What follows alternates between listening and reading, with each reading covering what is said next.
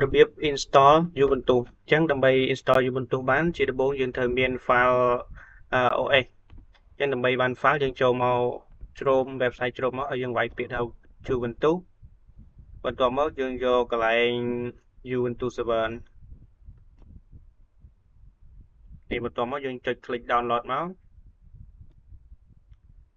ឥឡូវយើងចូលមកកន្លែងមក virtual machine ចូលមក VMware ហ្នឹងហើយយើងចុចពាក្យថា create a new virtual machine យកពាក្យ typical ចុច next ហើយយក I will install next បន្ទាប់មកយកពាក្យ review Linux ហើយកន្លែងនេះយើងយក Ubuntu 64 bit បន្ទាប់មកចុច next ទៀតហើយកន្លែងនេះយើងប្រើទៅរកទីតាំងដែលយើងចង់ទុក file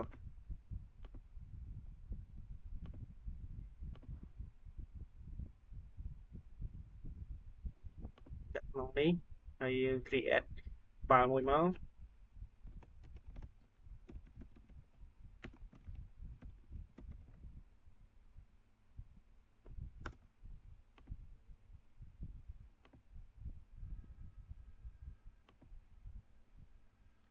បន្ទាប់មកយើងចុច next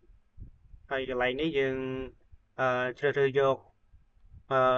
ទំហំ memory គឺ 20G ហើយកន្លែងនេះយើងយកកន្លែង store virtual disk as a single file មកដើម្បីឲ្យងាយស្រួលហើយវាមានតែមួយ file បើយើងយកខាងក្រោមនេះគឺវាបែងចែងចេញជាច្រើន file បន្ទាប់មកយើងចុច next ហើយយើងចូល custom កន្លែងនេះយើងអាចយក 4G មកចាប់ពី 4G ឡើងទៅហើយតាមទំហំRAM របស់យើងដែរហើយចំពោះកន្លែងនេះយើងចូលទៅ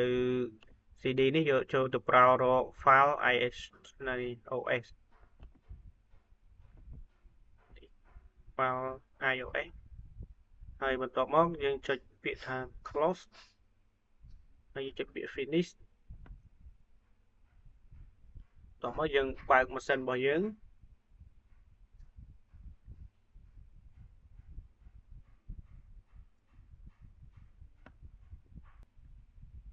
មកយកពាក្យថា try or install Ubuntu servers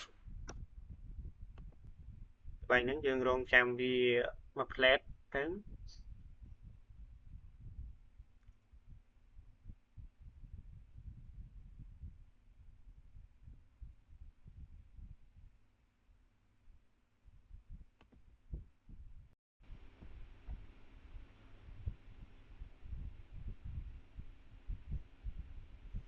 កន្លែងនេះយើងជ្រើសរើសយកភាសាអង់គ្លេសមក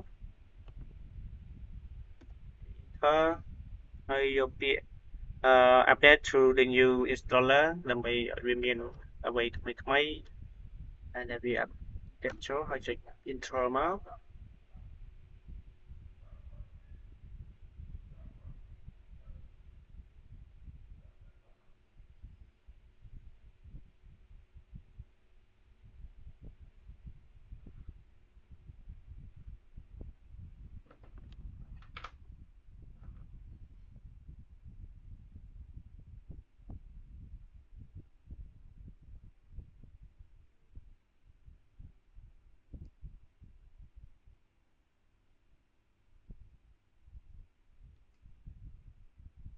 យើងយកពាក្យថា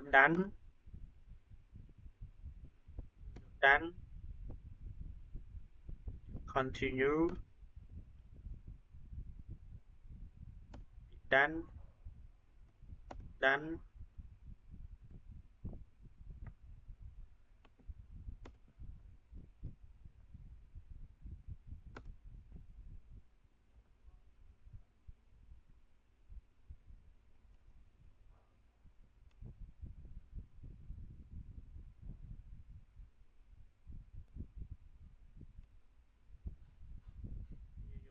ទៀតមកហើយយើងយកពាក្យ done ហើយយក continue កន្លែងនេះយើងដាក់ឈ្មោះរបស់យើងមកឥឡូវយើងដាក់ឈ្មោះរបស់យើង NU33.53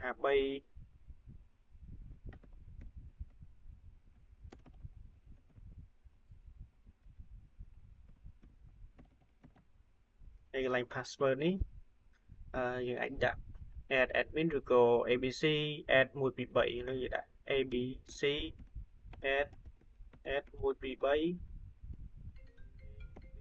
c at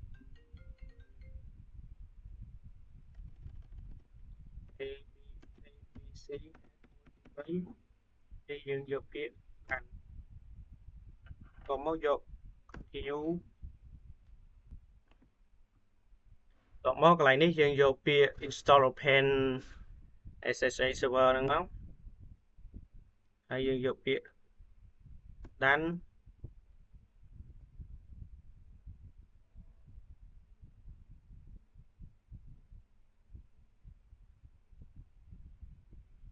តមកយកពាក្យ view full log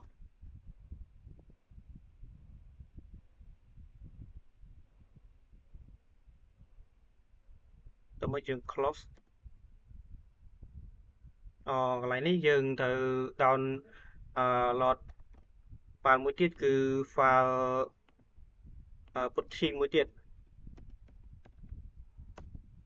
យើងចូលមកកន្លែងហ្នឹងមក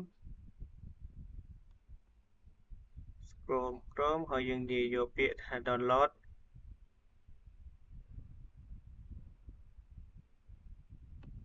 ទីហ្នឹងមកបន្តមកយើងចុចកន្លែងហ្នឹងមក download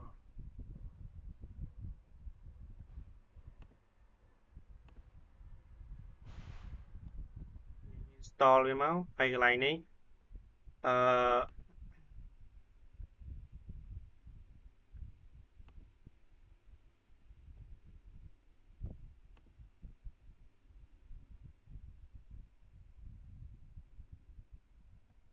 view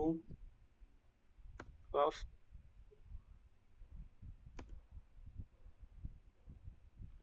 reboot មក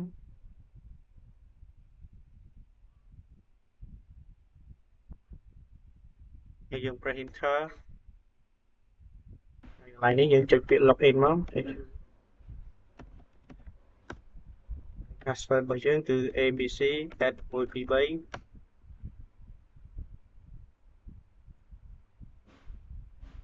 សម្រាប់កន្លែងនេះគឺ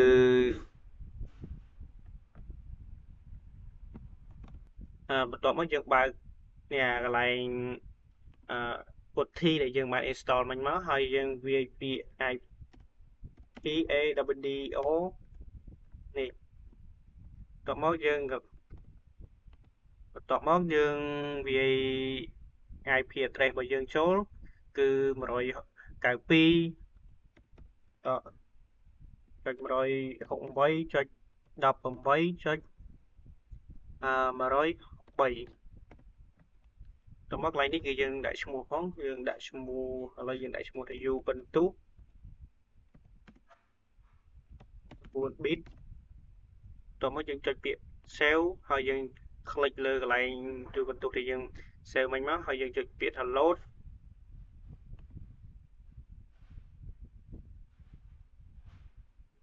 ក៏ open